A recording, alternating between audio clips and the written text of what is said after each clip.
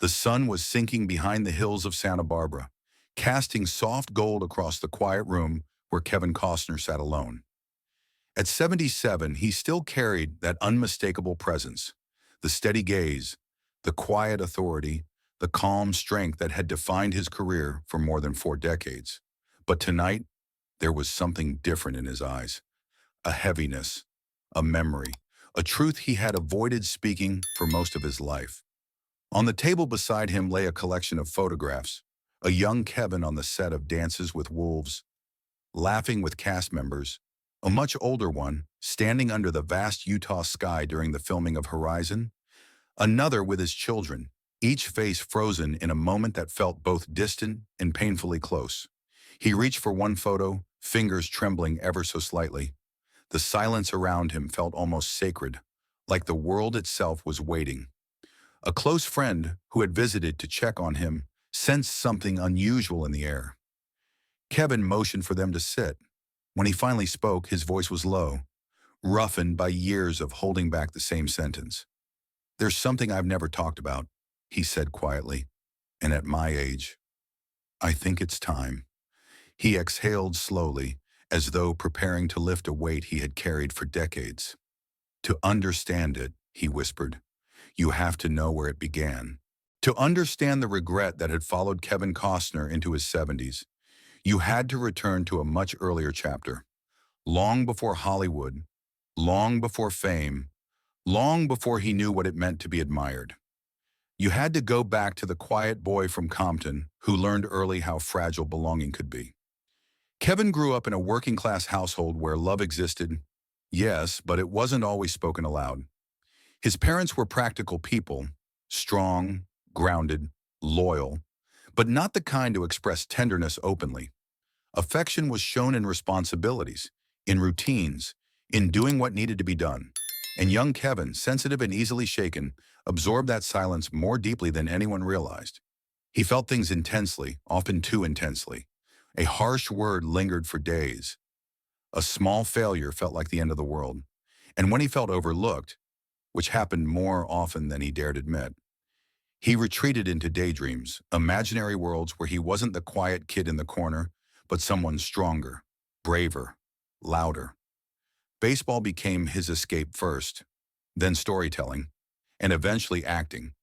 Not because he wanted applause, but because performing allowed him to become someone else for a while. Someone who didn't tremble at disapproval. Someone who wasn't afraid of disappointing people he loved. But the real turning point came during adolescence, when he experienced a loss he never fully talked about. A goodbye that arrived too suddenly, too sharply. It shook him in ways he didn't understand, carving a small but permanent mark inside him. From then on, Kevin developed a habit he would carry into adulthood. He ran, not physically, emotionally. Whenever pain threatened to surface, he buried himself in work, in movement, in the next project, the next role, the next responsibility. It looked like ambition from the outside, but on the inside it was self-protection. And that early wound, invisible yet powerful, would shape not only his career, but the regret that would haunt him for decades. When Kevin Costner stepped into adulthood, the world didn't immediately open its arms to him. He wasn't the obvious star, not yet. He worked odd jobs, struggled to find direction, drifted through moments of uncertainty the way many young men do. But even then, there was a quiet fire in him, a stubbornness that refused to let him settle for an ordinary life. His breakthrough came slowly, then suddenly. Silverado, The Untouchables, Field of Dreams. Each role added a new layer to the man the world thought it knew. Strong, noble, unshakable, the kind of hero Americans clung to in uncertain times. And then came Dances with Wolves, the film that didn't just change his career. It reshaped Hollywood. He wasn't just acting anymore. He was directing, writing, leading entire crews through landscapes that mirrored his own inner terrain. Vast, lonely, yearning for meaning. The awards, the applause, the global admiration. It all came, and it came fiercely. But with every triumph, something else grew too. The shadow. Kevin carried himself with confidence, but inside the old fear lingered. the fear of disappointing, of failing, of not being enough. And the more people looked up to him, the heavier that fear became. He poured himself into work, sometimes obsessively, long shoots, endless rewrites, sleepless nights, films that demanded everything from him. People praised his dedication, but few understood the truth. Work wasn't just passion, it was refuge. It kept him moving so he wouldn't have to sit with the quiet parts of himself. The fragile boy who still felt the sting of every loss, the ache of every goodbye, the weight of every unspoken word. Relationships suffered, promises stretched thin. He missed moments he could never get back, convinced he could make up for them later. But later doesn't wait forever. Even as Kevin built one of the most remarkable careers in modern cinema, the regret, small at first, began to sharpen. It followed him from set to set, from award stage to empty hotel room, whispering the same question. At what cost? No one saw it. No headline mentioned it. But behind the achievements, behind the image of the fearless American icon, Kevin Costner was carrying a burden that success could never erase. And over time, that burden became the regret that would haunt him for decades. As the years passed, Kevin Costner continued to build a legacy that few actors could match. Award-winning roles, ambitious projects, the kind of career most only dream about. On the outside, everything looked solid, steady, triumphant. But those closest to him noticed the subtle shift long before the public did. The long shoots began to wear on him. The sets that once felt like home now felt heavier, quieter. He moved with the same discipline, the same focus.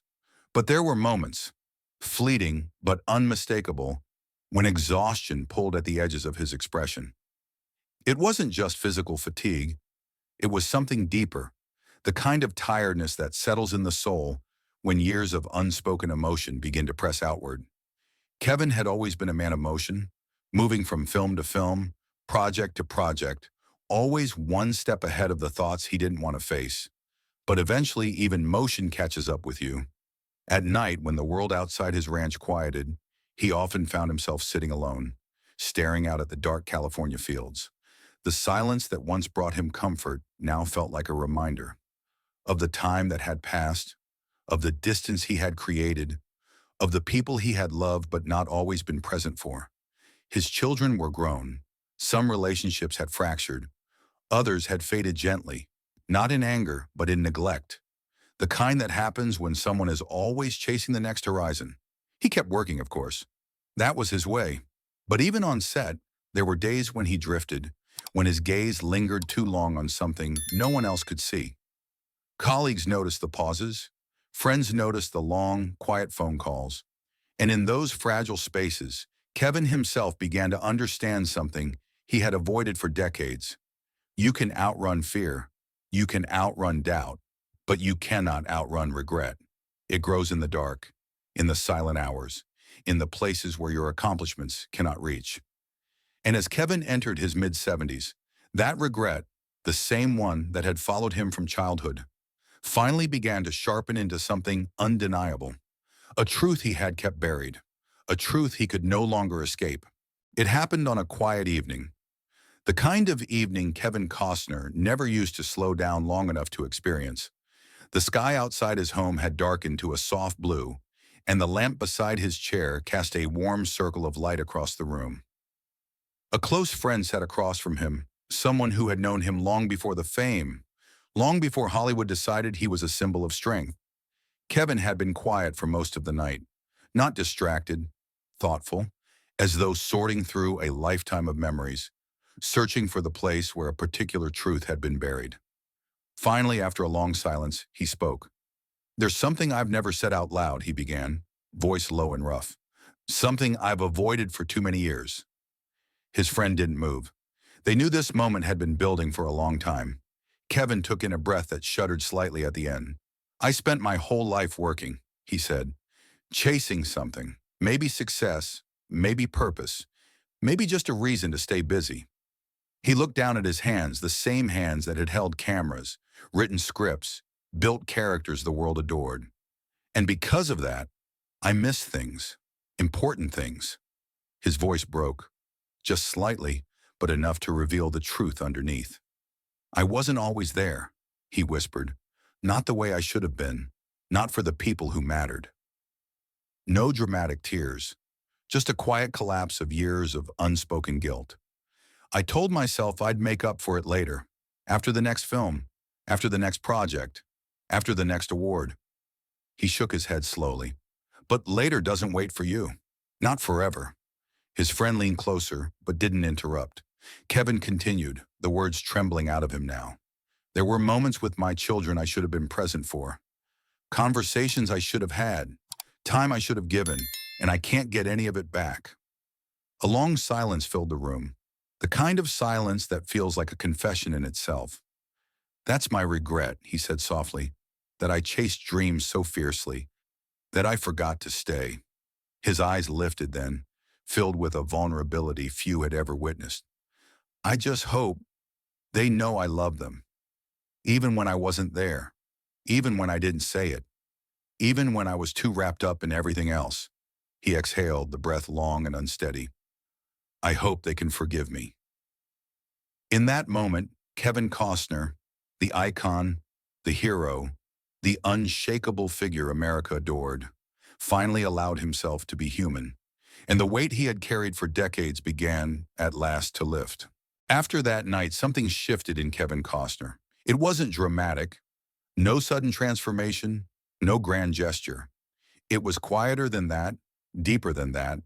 A different kind of stillness settled into him, as though speaking the regret he had carried for decades finally loosened a knot he didn't know how to untie. His career continued to shine. The world still celebrated him as a living legend, the storyteller of open skies and restless hearts, the man who carved the American West into memory. But those who knew him best noticed the real change. His voice softened. His gaze lingered a little longer. He became slower to rush, quicker to listen, and perhaps most importantly, he began to reclaim moments he once let slip away. People often believe legacy is made of awards, films, achievements carved into cultural history, but for Kevin, his final years revealed a different truth. Legacy is also made in the spaces between, in the apologies offered, the time given, the presence restored. The regret he confessed did not erase the life he had lived, but it illuminated it. It reminded him and us that even the strongest figures can carry wounds that never healed, and that it is never too late to name them. His story lingers because it holds up a mirror to something universal and painfully human. How many moments do we lose by running from the people who need us most?